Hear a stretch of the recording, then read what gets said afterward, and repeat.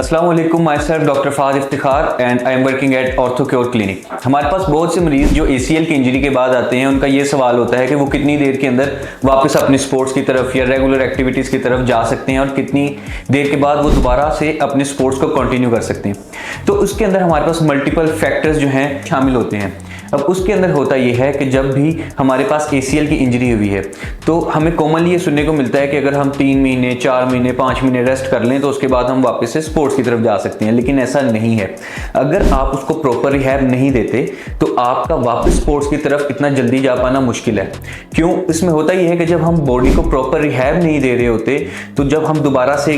अपनी ट्रेनिंग की तरफ या स्पोर्ट्स की तरफ जाते हैं तो हम उस तरह से फेयरलेसली अपनी स्प्रिंटिंग, अपनी जो है लैंडिंग टेक्निक्स, हमारी बायोमैकेनिक्स बॉडी की ठीक नहीं होती, जिसकी वजह से हमें दोबारा इंजरी आने के चांसेस बहुत ज़्यादा हो रहे होते हैं। अब उसमें चाहिए ये कि जब भी आपको ACL की इंजरी हो हमें फ़ौरन ही रिहैब को स्टार्ट करना चाहिए। अगर फॉर एग्जांपल कंप्लीट टेयर था और ACL प्रॉपर रिकंस्ट्रक्शन हुई है, कुछ अरसे की रेस्ट के बाद हमें प्रॉपरली हमें जो है रिहैब की तरफ जाना चाहिए, जिसके अंदर आपके बायोमैकेनिक्स पर काम किया जाए, आपके लैंडिंग मैकेनिक्स पर काम किया जाए, आपके चलने के तरीके, आपके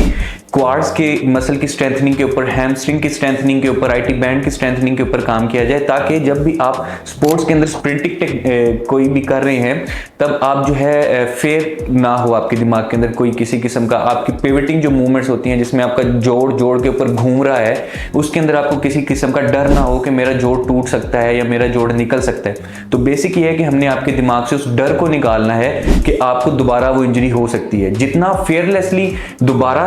अपने स्पोर्ट्स के अंदर एंटर करेंगे आप उतना ही बेटर परफॉर्म कर सकेंगे और उतना ही री इंजरी के चांसेस आपके